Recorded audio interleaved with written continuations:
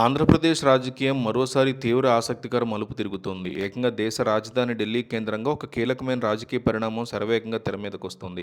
YSR Congress party అధినేత, మాజీ ముఖ్యమంత్రి వైఎస్ జగన్మోహన్ రెడ్డి ఢిల్లీ పర్యటనకు సిద్ధమవుతున్నారనే వార్తలు ఇప్పుడు పొలిటికల్ వర్గాల్లో హాట్ టాపిక్గా మారాయి. త్వరలోనే దేశ ప్రధాని నరేంద్ర మోడీ, కేంద్ర హోంమంత్రి అమిత్ షాతో ఆయన నేరుగా భేటీ కాబోతున్నారనే చర్చ నడుస్తోంది.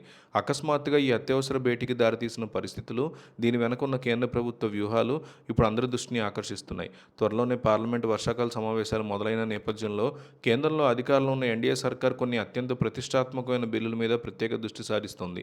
ఇందులో ప్రధానంగా మహిళా రిజర్వేషన్ బిల్లు పూర్తిస్థాయి అమలు ప్రక్రియతో పాటు దేశవ్యాప్తంగా నియోజకవర్గాల పునర్విభజన అంటే డీలిమిటేషన్ ప్రక్రియ మీద స్పష్టత తీసుకురావడం ముఖ్యమైన అంశాలుగా ఉన్నాయి.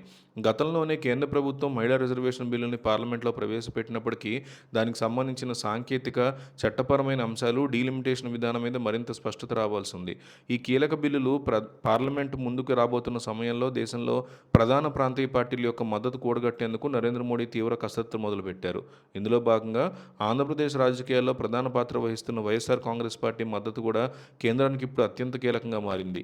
గత 2019 ఎన్నికల్లో 150 సీట్లతో భారీ విజయాన్ని సాధించిన జగన్ మొన్నటి 2024 ఎన్నికల్లో కేవలం 11 సీట్లకే పరిమితం అయినప్పటికీ తన పార్టీ ఓటు బ్యాంక్ మాత్రం చెక్కచెదరకుండా కాపాడుకున్నారు.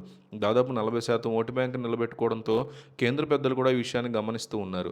ప్రస్తుతం పార్లమెంట్లో వైఎస్ఆర్ కాంగ్రెస్ పార్టీకి మొత్తం 8 మంది ఎంపీల బలం ఉంది. ఇందులో లోక్సభలో 4 ఎంపీలు ఉండగా రాజ్యసభలో 4 ఎంపీలు ఉన్నారు. సాధారణంగా లోక్సభలో ఎన్డీఏ కూటమికి తగినంత మెజార్టీ స్పష్టంగా ఉంది. అయితే రాజ్యసభ విషయానికి వచ్చేసరికి పరిస్థితి చాలా వేరుగా ఉంది. రాజ్యసభలో కీలకమైన బిల్లులు లేదా రాజ్యాంగ సవరణలో ఆమోదం పొందాలంటే ప్రతి ఒక్క ఓటు అత్యంత విలువైనదిగా మారుతుంది. ఎటువంటి అడ్డంకులు లేకుండా బిల్లులను గట్టెక్కించాలంటే వైసీపీ వంటి ప్రాంతీయ పార్టీల సహకారం కేంద్ర ప్రభుత్వానికి ఎంతో అవసరం. గత చరిత్రను ఒకసారి పరిశీలిస్తే కేంద్రంలో ఎన్డీఏ ప్రభుత్వం కీలకమైన బిల్లులు ప్రవేశపెట్టిన ప్రతి సందర్భంలోనూ జగన్ వ్యూహాత్మకంగా వ్యవహరిస్తూ మద్దతిస్తూ వచ్చారు.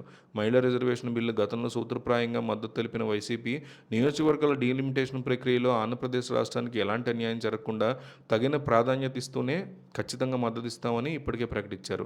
ఇప్పుడు మరోసారి ఈ బిల్లులు సభ ముందు రానుండడంతో జగన్ మద్దతు కేంద్రానికి మరింత అవసరమైంది. అయితే ఢిల్లీ భేటీ కేవలం పార్లమెంటు బిల్లుల మద్దతుకే పరిమితం అవుతుందా, లేక ఆంధ్రప్రదేశ్ రాష్ట్రానికి సంబంధించి ఇతర రాజకీయ అంశాలు కూడా చర్చకు వస్తాయి అనేది ఇప్పుడు ఆసక్తికరంగా మారింది.